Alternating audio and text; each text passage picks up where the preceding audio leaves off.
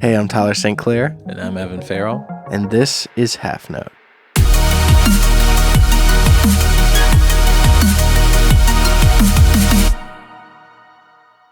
So today we're in a different room than usual, so it might sound a little bit different. If you want to see a picture of it, check our Twitter. Yeah, I'm sitting on the floor holding a microphone, and Evan is sitting on a bar stool with a microphone in front of him. So the other room is completely flooded, which is pretty dope. Titanic round 2. So yeah, Evan has some stuff we're going to talk about. What are we talking about, Evan? Hobo Johnson, for one. Which is, like, for whatever reason, he's such a hot button issue. And I say issue because everyone either really hates him or kind of likes him. There's really no, like, middle ground. I would say really likes or really hates. I don't think there's true. kind of like. I think they're like he doesn't really have a medium. It's just like holy shit or man, this dude's a whiny bitch. Yeah. There's really no in between. There's not at all. That's Yeah. what I was meaning to say, I guess. There's no in between with this guy. You either hate him or love him for some reason. And the people that hate him are, and this gets into the topic that I wanted to talk about. Everyone that hates him is literally just making him doubly popular. Yeah, I see that. Like, it's crazy. More so, I would say, than the people who actually like him. So what else we got? Anything else cool, or just talking about Hobo Johnson? I have written down the Dangerous Summer's newest CD. It's been a minute since it came out, but I wanted to talk about that and how kind of disappointed I was in that. Yeah. Periphery came out with an April Fool's song. That was sick. Which was fun. It's actually a cool song, but and I actually wanted to ask at the beginning of the show, because I don't know that anyone gets to the end of our shows, but as a listener, for anyone that's hearing this, tweet at us, email us. What would you like to hear more of? What would you like to hear less of on Halfnote? We are up for suggestions, artists that you like, what you'd want us to talk about, what you'd like to hear our take on, anything like that. So, like, what's cool and what sucks ass? Yeah. All right. That's a really good way to put it. What's cool and what sucks ass? New segment, what's cool and what sucks ass? I like that idea. Let's do a segment like that. What's cool right now? Really organic music. It's true. That's like a trend. To me, that's what's cool right now. I don't even think it's a trend. I think people are just tired of bullshit. I agree. So, let's go back to the roots, man. I think we've talked about that before, kind of when we were talking about country music and how newer country artists are coming out of the woodworks, I think, in protest of this stadium country BS that's been coming out. We talked about that, and then, like, the other day, my sister sent me a song by Jesse McCartney, if anybody remembers Jesse McCartney, and he just released, like, a new song, and it was sick. And it's kind of more like roots pop. It's not really like, oh, Jesse McCartney's now a folk artist. Wait, what's roots pop? Like, before, like, the ridiculous... Okay. Overproduction? Not even overproduction. I would say underproduction. Like, the ridiculous amounts of autotune people have on their voice just talking. True. What is that? That new rap fad? Yeah, I don't get it personally. And not even just that. Like a lot of pop, it's just, like, the same structure, the whole song. Nothing organic about it. It's just like, oh, they got a beat, and then they just started singing over it. They didn't even write their own crap. Like, a good example of that's the Chainsmokers. Yeah. Look at how enormous they are, and every song they have is almost the exact same structure. Lyrically, musically, everything about it. Every song actually sounds the same to the point where you could sing the same melody over the other songs. I'm pretty sure there's a video of somebody doing that. Yeah, I gotta figure YouTube, but not even just that. I when I say roots pop, I mean, like, there's, like, some organic instruments in it. So there's some acoustic guitar, and there's a lot of, like, not overproduction. So, I like that. Yeah, and I mean, the song was good. The lyrics were good. Me, I'm a sucker for stupid radio pop music. Basically, what it was is he just kept his style in today's world that he had in 2009. So, like, this long later, and he kept the same style, and I think that's really sick. And he talks about, like, everything today in the song. So That's pretty awesome. I don't know. I really like it. I really liked Jesse McCartney back in the day because I thought that he was kind of just like standoutish in what he did, just by being simple and being himself, and kind of just stood out. Well, I'm just glad we're getting back, like with that Jesse McCartney song. I hope that that's the start of bringing organic instruments back into a pop song. Yeah, Like cool. I severely miss old school Maroon 5. Like Yeah. Songs About Jane, when the whole CD, they were a band back then. They still are now, but I don't even know how they play live, to be honest. I mean, I've never watched live videos of them, but all of their songs are just beats made on a computer. It's like Adam Levine fest. I don't know what happened to the Yeah. band. Would you say that's sort of the same thing for like Fall Out Boy and like Panic at the Disco now too? Well, Panic at the Disco, I'm pretty sure the whole band quit, and it's just Brendan Urie now. He's the only one in the band. Yeah. But They're massive though. With I mean, Fall Out Boy, I've had people that went to see them, and they were like, "Yeah, they play everything live still. Like even with their newer stuff that's more Yeah. poppy, they still have the instruments. They still have the band. Okay, well that's good. That is like I like Fall Out Boy's new poppy stuff because they included their organic sound and they just kind of meshed the pop sound in with it. Yeah. They didn't get rid of their organic sound or anything like that, which I think a lot of bands do, which like Maroon 5 did. I'm not saying their new stuff's bad, but it's nothing like Songs About Jane. I love that CD. Yeah. I was never like a huge fan. I actually hated Maroon 5 when I was a kid, but I grew into it more as I got older, and I grew into the older stuff. Yeah. More as I got older. That CD just stands up really well. But to go back though, like I think you're right. I really hope that we're going to start seeing a shift in the music like that's on the radio and the music that gets popular. You think we're start to see a shift, or like we are starting to see a shift? I definitely think we are seeing a shift, but Yeah. it's slow to start, that's for sure. Just chewed ice into the microphone. I noticed that. My bad. Something you'd yell at me about. Everyone yell at Tyler on Twitter for that. Don't yell at me, please. All right, so let's talk about. We're gonna talk about the Dangerous Summer and their new record. What's even the name of the new record? To I be don't honest with remember. you, I don't remember. It's been a really long time since I listened to it because we listened to it 4 or 5 weeks ago, and then I kind of just sat on it and because was upset about it. Because I made it to the airport. Oh, it's just a self-titled. Yeah, and you guys came and picked me up from the airport and we listened to it on the way home. Yeah. Man. I cannot say, like, we listened to the whole thing, and I don't remember a moment where I went, I need to remember this song because I want to listen to it later. There's always a song on a CD, weird. At least a couple, but not one of them stood out to me, which is such a bummer because their last CD, is that their only other full length? No. No, they have a lot, don't they? Yeah. Yeah. Well, the one that I think made them blow up was Golden Record, right? The one that had Sins and Catholic Girls on it. No. Okay. I don't know a No. ton about that band, to be Yeah. honest. You're the more I still don't Dangerous know Summer names guy. of anything because, we talked about this Spotify, but like the album with the tree on it. The album with the tree on it? Yeah, Hang what's the on. name of I that have album? pulled The up. album with the tree on it. Reach for the Sun. Yeah, that album is really like, I mean, we gave them their name and then they just expanded on it further and further. We didn't really find them. Well, you showed them to me a And- long time ago. Yeah, I just really like the album with Sins and stuff on it. That's such a good That was a CD. really, really good record. But, then that introduced me to the older stuff and then I understood, You need to talk about what you found out about them, though, who one of their best friends is. oh, yeah.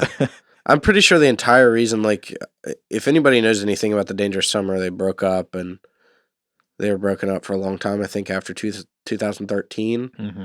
And then they just got back together, but it wasn't even the band that got back together. It's just the singer, AJ, and then like a whole nother group of people. Nobody that was the same in the band. And I listened to a podcast actually with Dale Earnhardt Jr. and he is pretty much the reason that band got back together. Like, I don't know if he's funding it or what, but I guess, he found them on Spotify. He was listening to something on Shuffle, and they popped up, and he really, really dug it, and he messaged AJ on Twitter, I think, and was like, hey, what are you guys doing nowadays? And he's like, I don't know, man. We've been broken up for a while, and don't really know what I want to do with it. And I'm pretty sure, it was right after that they got back together. Like, do you think Dale Earnhardt Jr. was just like, listen, I'll just fund this shit. I hope. I'll just I will fund your band because they just went ham after that. Dale Earnhardt Jr. is definitely a name that I did not think would come up in Halfnote. He's like repping Hopeless all Records and people. everything now, though. Like That's it's crazy. I mean, it's cool. I mean, the dude seems chill. He's like retired at whatever age he is. He can't be that old. No, I don't think he is. I mean, he just retired, and I know nothing about that world. I don't either. So I don't know anything about the NASCAR world. So like when he I know. popped up out of nowhere, I was like, What podcast what? was that? I don't know. I found it on Twitter. That's hilarious. You know, he was just talking about how he found him and really liked him and reached out to AJ about it, and he said he didn't know what he wanted to do, and then they miraculously just got back together with a whole new band, went on a full tour. Like, I mean, he has to be funding it. There's I no wouldn't put it way. past him. I'm sure he has a ton of money, and he's just like, I like Yeah. these guys, and I support their vision, which is awesome. I wish bands like this would put out, what happened. I know. Like, here's what happened. Like, here's why we got back together. We met Dale Earnhart Jr. Yeah, and he was That's what like happened. the plug and hooked us up, and now we're touring internationally again. We caught them at Four Chord Music Festival in Pittsburgh, which if you've never heard of that, it's pretty cool.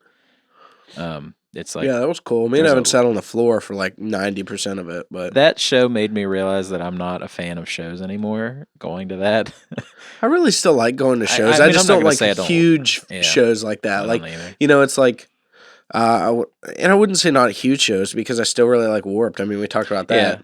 but we like being miserable, so maybe we weren't miserable enough. I don't know. Warp just feels different for me. Like I like going to shows still. I enjoy it, but I also don't at the same time. Yeah, Like there's some shows. totally It's like understand it's that. just how I used to go when I was younger. I'd go to like I'm old or anything, but when I was younger, I would go to shows and just be stoked the entire time I was there. And now, like halfway through, I'm like, okay, I want to go home. I don't want to. Yeah, but, I don't want to like, stand anymore. Also, the longer you're in music, the more you start to become such a critic of music instead of just enjoying it. Yeah, And it's kind of a blessing and a curse, honestly. yeah, it's pretty annoying. I mean, you're just like, oh man, that snare sounds like crap.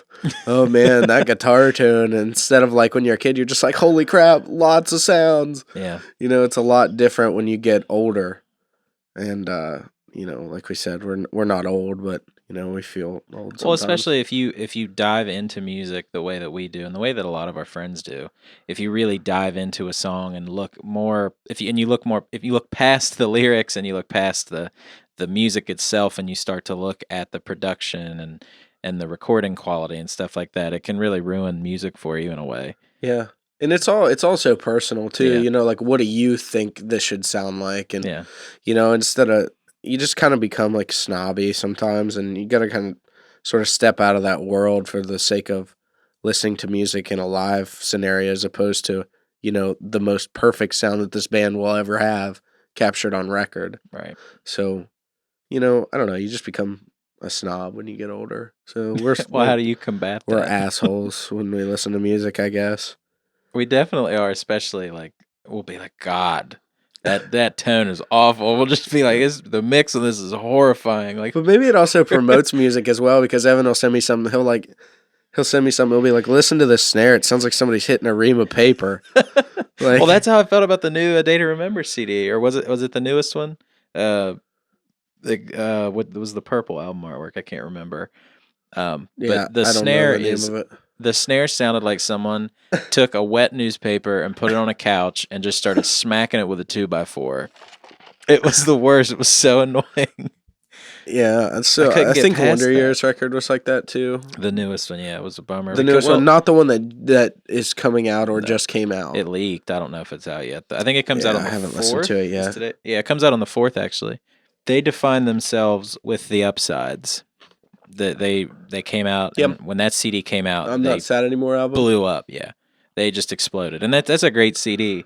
And then they came out with some other ones. They're good too. Like, and then The Greatest Generation came out, Best. and that's hands down one of my favorite CDs to date, because it's pop punk and rock meshed together in like a Wonder Years style fashion. Because I think they have a really unique sound when it comes to pop punk. Because it's easy to get thrown in a mix in pop punk with just like, oh, they sound like every other pop punk band. I think the Wonder Years are genuinely like original with what they Yeah, come out they're with. super dynamic. I think that's a thing too. It's like when you listen to a pop punk record, it almost sounds the same from start to finish. It does, which isn't really a in bad thing. ways. But like the Wonder Years they're just very dynamic in their songwriting. Every one of their songs sounds different. Well, on the Greatest Generation for sure.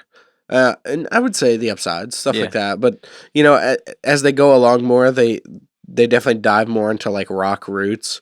But I don't think they're nailing it on the rock side of things. They need I just think they didn't peak necessarily. I think they're coming back. But I wasn't a fan of No Closer to Heaven. That was the CD after The Greatest Generation. There were a few songs on it that were great, but as a whole, it just didn't stand up to The Greatest Generation. And I'm worried about the new one. I'm worried about the new one doing the same thing. I wasn't really super captivated by the song that they released. The newest one? Yeah. I wasn't either. It's totally different, though. I haven't heard a guitar tone like that in a pop punk band ever. It's an odd Here we go. tone. Guitar tone. Well, I'm not saying it's a bad thing. It's just it's such a different guitar tone. I've never heard one like that in pop punk. But I'm waiting for the full record. I'm going to give it a full listen before I like judge the whole thing. Because bands release singles and then you're like, God, I hated that. And then a whole CD comes out. Yeah, it's like the CD brings it together. Yeah. Yeah. I think a lot of bands do that actually. Like when they release a single, it has no context with it. So you're just relating it to the last release or what you originally heard. I think it can go like one of three ways. It can either be it's either a great song and you're like, man, I can't wait for the rest of the CD, and then the rest of the CD is awful. Yeah. It's a horrible song and then the rest of the CD is great, or it ends up just being perfect, which doesn't happen that often, but it does happen. There's I think dynamics make up for a perfect album. So like when you hear a song, you're like, God, I like this song, but I hope the rest of the record doesn't sound like this. Yeah. And I think that's how Under Oath was. When I liked that new song that they had, and the first song that they had. God, I can't remember the name of it. The new Erase On Me? My Teeth. Oh. Yeah, Erase Me's the record. On My Teeth. When I heard that, I was like, this is sick, but I don't think this is how the record's going to be. Because Aaron only sang for like a second. Yeah. And then the second song they released, I actually can't remember the name of it. It was more... I forgot about it until just now. It was really big. It was like...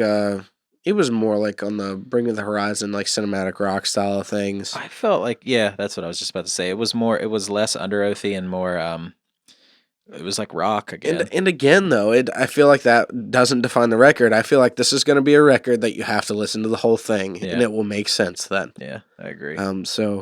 Well, it's obvious they're going for a theme. I mean, like everything they do is like yellow, and it's yellow, constant yellow, core, like in your face yellow. Have you watched any of the videos on there, like the making of? He showed me the one where the drummer went and bought like a $2 bass drum. It's like $20. He went to like this vintage, I guess, place. It looks like a hand-me-down music store, like Goodwill for music, and bought like that kick drum. They're trying to get like a lo-fi sound. I think he bought everything for like $20. Yeah, he ended up buying like a cymbal and a drum, and they were both trash. Yeah, he bought a kick. The drum was held together with duct tape. Yeah, but I mean, like, it sounded cool. I mean, it's another one of those things that you put someone like that. What's his name? Aaron Gillespie. You put someone like him behind a drum set. It doesn't matter what the drum set is. It could be a Hello Kitty set, and he's going to make it sound good. Yeah, it's just his style that makes it what it is. Yeah. But you know, like watching those videos, I heard on those videos that they've never done post production. I think I told you that, or pre-production. My bad. They've never done pre-production. I think I told you that. Yeah, you did.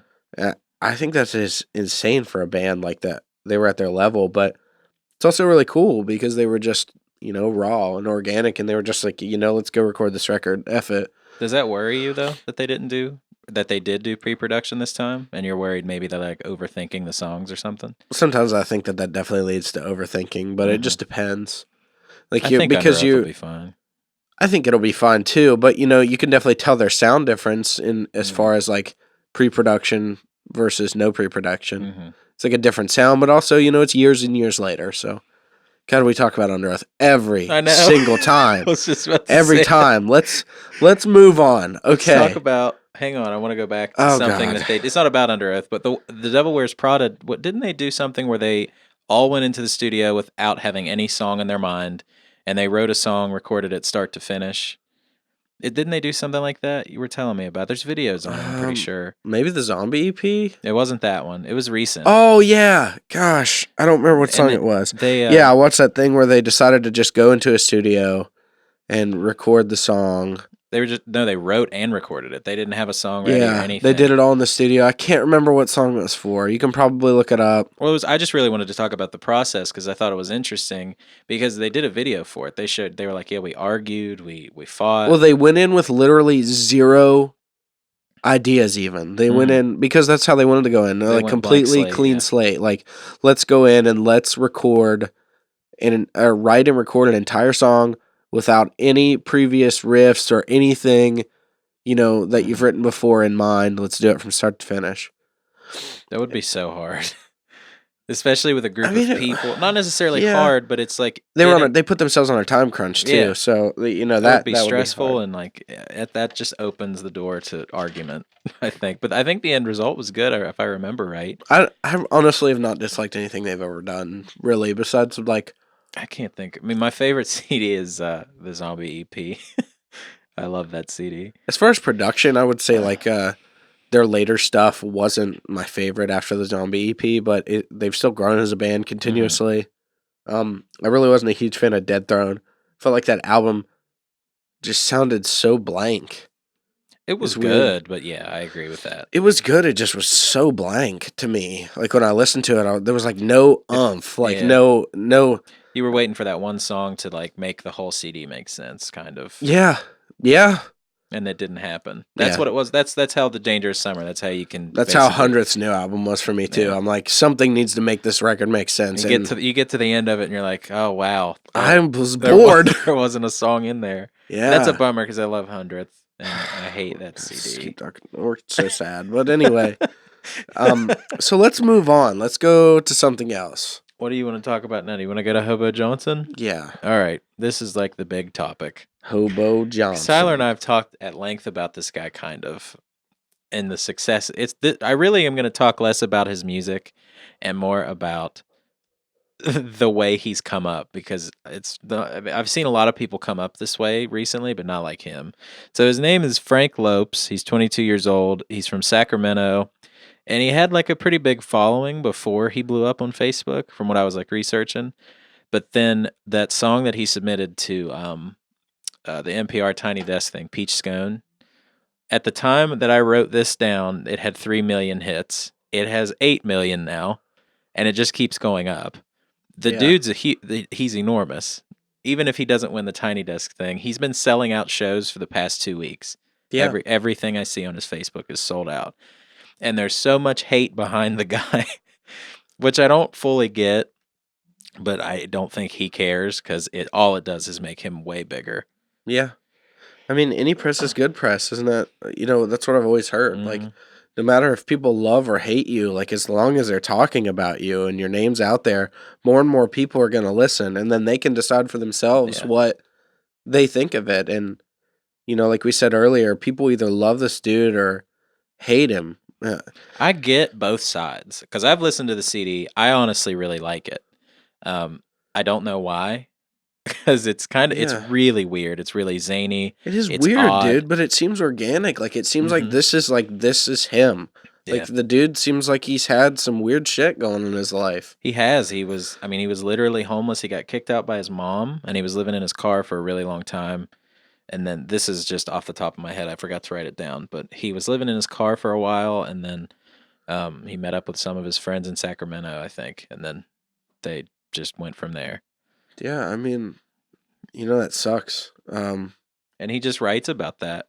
A lot of people think, like, with his song Romeo and Juliet, I've seen a lot of people complain, like, oh, he's just bitching because, like, the girl turned him down and he wrote a whole song about it. But, I mean, at its core, when you write like a sad love song, isn't that what they're all about? Yeah. Whether you're a guy or a girl, I mean, that's kind of what it's about. It's different though in the way that he does it. It's more like a sad, like. And he uses like really cool metaphors. Like, obviously Romeo and Juliet. It makes the whole end of that song is really awesome. Like dark. Mm-hmm. But yeah, his metaphors are like strange. He's kind of an eccentric dude, but very.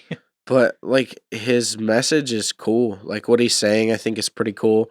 Get away from like, I mean, there's some really weird shit in there, but I think that's just like a little bit of his own twist and his own personality. You know, stuff that you don't normally hear come out of come out of people because they're so focused on what other people will think. He does not care And I think at that's all. just him. He's just like, you know, this is what I do, and I a little bit of shock factor in there Hmm. as far as what he's saying occasionally, but I really like the song 3%.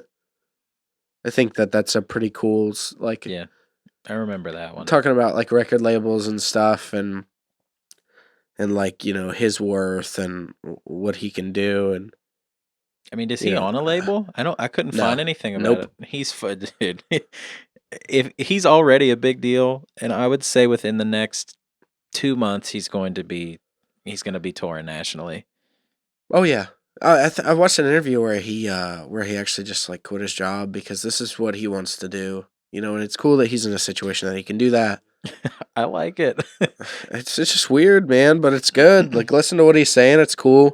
It's weird. It's funky. It's a different take on this style of music. I mean, like this style of music's been sort of popular more in the underground world than it Mhm. was in the mainstream world. So it's cool to see him doing something and actually going just insane like all over social media. Mhm. Everywhere. His It's ins- everywhere. he went on Instagram Live for like 2 hours the other day, and it was the weirdest thing ever. He was just sitting in a wooden chair talking. It was really F funny. it, In man. the middle, actually, have you watched the music video for Romeo and Juliet? Yeah. In the middle of the video, he just stops the music and he's like, "Oh, at this part, this was supposed to happen, but we couldn't make it happen, so Yeah. LOL." And then it cuts back into the Yeah. song. Thought that was really funny and really weird, but I mean, I don't know. It was a music video, so it doesn't matter. But Have you seen all the parodies that people have yes, made? And that also it just helps him like make fun of the dude all day. there Like was one the guy. dude's gonna be so successful. It's ridiculous. The parody ones, there was one guy. Oh my god, I wish I could remember what he said his name was. It was like Homeless Henry or something.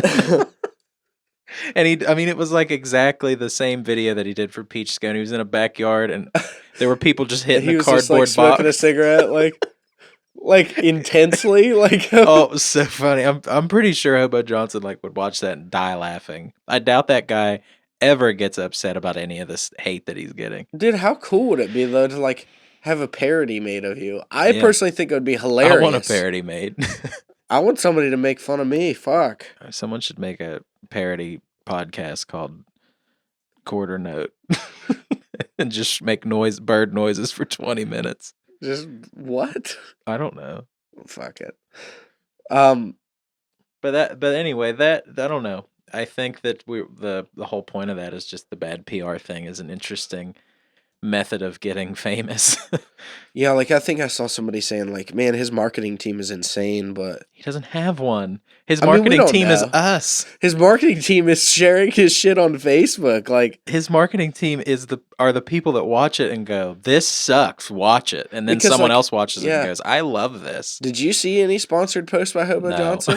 I haven't. I haven't It's either. purely shares. Yeah, purely people sharing it. Like, That keep hating on the guy. the Peach Scones video is 328,000 shares. That's insane. Jesus. That'd be why, and I'm That pretty just sure shares. it's just yeah, it was just shares. There's all kinds of comments and likes and all the like the reactions you can give. Some people are the mad one, which I don't know what you have to be mad about. Just don't listen to it Yeah. if you hate it that much. I like it, man. I think it's good. I think he's going Yeah. to be extremely successful from it, and I think that's cool, especially like sort of hearing his backstory. And I mean, definitely give his album a listen if you like. what's the name of his if you record? haven't heard him at all, if this is your first time hearing about him, which I highly doubt it is. His album though is called "The Rise of Hobo Johnson." It's got a very crudely drawn picture of him on the front. I thought that looked really cool. It does. It's Um, just like crudely drawn. It came out last year. You know, when the interview I watched of him, you know, it was very just like normal. Wasn't like overdone. You know, it's just an organic interview, and he was talking about how they might just take it down and like remix and stuff the record, do some stuff with God, it. at this point, I don't know if they should. No, I don't think they should either. Because he's got, let me see how many monthly listeners he has. He's got 463,000 monthly listeners. That's crazy. I'm pretty sure he had none, recently. I mean, he did, but it was Not like, very many. 30,000. Yeah. I mean, it wasn't like nobody, but it wasn't like a substantial amount either. Like, he was slowly growing. I think that he just needed that extra push to really make it into what he needed to survive and also do what he loved. And I think that the Facebook stuff was very important for his future career. I messaged him like the day, right before he really blew up, when it had like 800,000 hits, the song did. I messaged him on Instagram to try to see if he would like be interested in an interview, because I didn't think he was going to be that huge. Yeah. The next day he was verified on Instagram and had thousands more followers than the day before when I initially messaged him. So I didn't get a message back. Would have been cool. Yeah. Can you imagine how busy he became in like such a short amount of time? In days, just probably immediately busy, selling out random. I don't know where he plays, but yeah, I think he just plays in California. Anywhere. I mean, right now, That's just awesome. random places. I'll definitely go see him if he comes through. Yeah. Yeah, I think that'd be an interesting show to go to. Be kind of cool. So what else we got? We got anything else? We had one more thing. It was the Periphery April Fool's song. Oh, yeah. Also, April Fool's this year was lame, guys. Yeah, I was kind of bummed out. I mean, I think it's just because it fell on Easter and like everyone felt like they couldn't prank anyone. I don't know. Yeah, it was weird. I felt weird about it. Like every year I always like mess with my mom, and I just didn't this year. I just messed with her like I think always something ridiculous too, like, oh, I got my girlfriend pregnant, or to like the point that she's so stressed out she wants to like punch something. And well, the one year you got me and everyone because you you took a picture, or you found a picture of the car that you drive completely totaled. I thought you were dead. Why would I post a picture if I was dead? Or just horribly maimed. You tweeted it and went happy or whatever day. It was like, happy Friday, guys, ... And your mom and dad were freaking out. Oh my God. Not my mom and dad, Allie, my wife now, was freaking out, like crying. You're such an ass. Who was it? Matt was calling everybody. Matt Robinson? Matt Robinson was calling. Why are we saying his full name like anyone knows who he is? Everybody knows Matt Robinson, dude. Our friend Matt, for whatever reason, which he's not like that tight with you or anything, but he was like, is Tyler okay? Like, I saw his picture on Instagram, and it was just not even my RAV. Like, I drive a RAV4, and it was just smashed to pieces. Like, you're such Allie calls me bawling, like, it's like, it's just a joke. And everybody got so butthurt. I mean, it was pretty bad. Why would I post a picture if I was dead? Like, why would I post a picture if I was hurt? Like, did I just, like, crawl out of the car, like, with broken legs and to take a picture and go, hey, guys, look at this smashed car? I don't think anyone was thinking straight when you tweeted it or posted it on Instagram. Whatever. Anyway. I haven't done anything like that since because I got so much hate from everybody in my family. Dude, I used to be really bad at April Fools. One time, I thought I was really getting one over on my grandma. It was April Fool's, and I poured her a glass of milk, and I put black pepper in it. Like, I don't know what I thought that was going to do, and I handed it to her, and all she did was drink it and say thank you. And I was like, that's it? That's disgusting. It wasn't any different, apparently. In my head, I was going, this is a good prank. And when I was a kid, I did that to my aunt. Well, sort of. Not with pepper, but like she's like, go get me a glass of Pepsi. And I was like, oh my God, I don't want to punch you in the face. Like as a kid, I was like, I don't want to do anything for you. You're just my babysitter. So I went in there and I poured her a glass of Pepsi, and then I literally emptied the salt shaker into it. And I thought that would be funny, but Pepsi has so much salt and sugar in it anyway. She didn't even notice. That's scary, people. That's scary stuff. There's the real conspiracy. Like how much? Can you imagine the sodium amount? They have to put sodium in sodas because of how sweet they are. If you drank it, you'd vomit. It's so sweet. Yeah. They have to put the salt in there to counteract. That's insane. Just cut some of the sugar back. Don't drink Pepsi. It's bad for you. Yeah, drink Coke. Yeah. But anyway, Periphery came out with a April Fool's song, and it's really funny.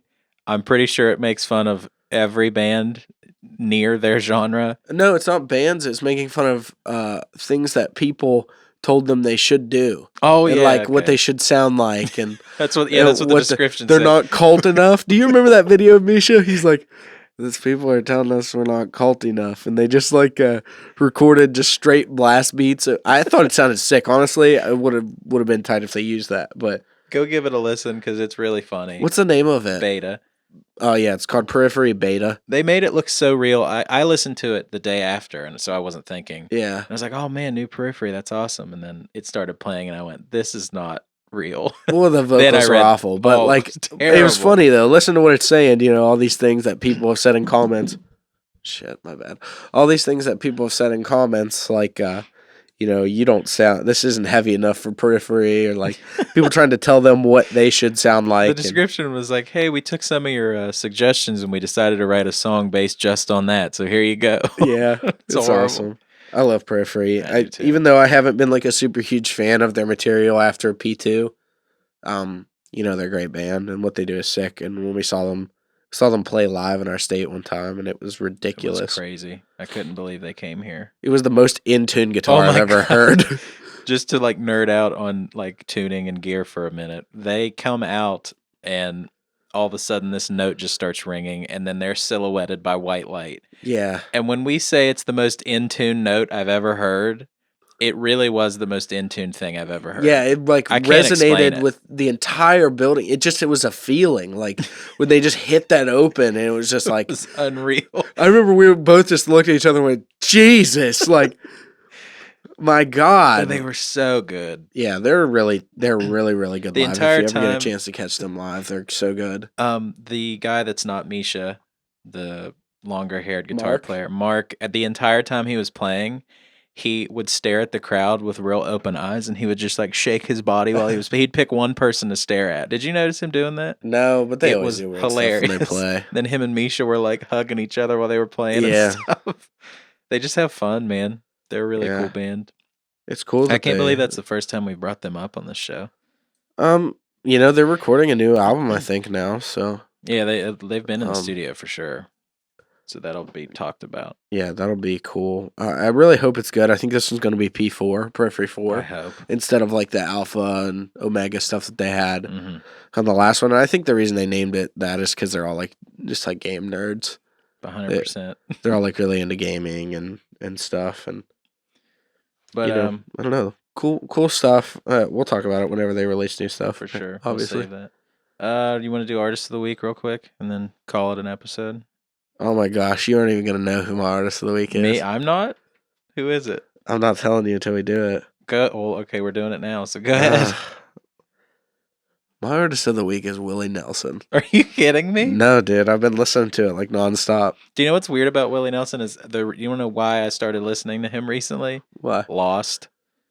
There's an Oh, episode okay, of yeah. Lost where Hurley's sitting on the beach Yep. listening to his Walkman, whatever. And I forget what song it is, but I just loved it. Yeah, And I never disliked Willie Nelson. It was just never something in my repertoire. But why is he your artist of the week? I've just been like getting more and more into to country and Well, he's as roots country as it gets. Yeah. So he's just a real dude. he Like is. he's so real, and he's just I am who I am. This is who I am, and been playing you the know- same guitar with a giant hole in it. oh for my god, years. yeah, it's so cool. Like that was a Martin. They put a bridge on it from a. Still From a- sounds fantastic. Yeah. Even with the giant hole in it. You know, That's that's just where him, he puts though. his strap. He hooks his strap into the hole.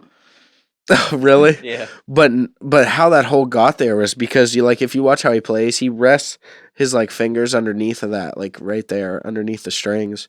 What he plays, because he finger picks almost everything he does, and he constantly is picking at that wood with his fingernails. His fingernails are long. Oh, I didn't know that. Yeah, just watch him play. It's so cool. So he dug a hole in his Yeah. guitar? He dug a hole into that. God. It's from playing it over the years, like That's crazy. I didn't know picking that. all that wood, pieces of wood flying out. I don't know, man. I'm just really into country right now. It's a weird thing, but it's cool. It's just like a place that I've never really like explored. I've always been like, oh, my parents listen to country and like. Well, I think we've been fed this BS country for so long. We've been programmed to believe that it's not a good genre, but it 100% is. Just BS music in general, and you see this meme going around on Facebook that says like, country is just emo music for rednecks.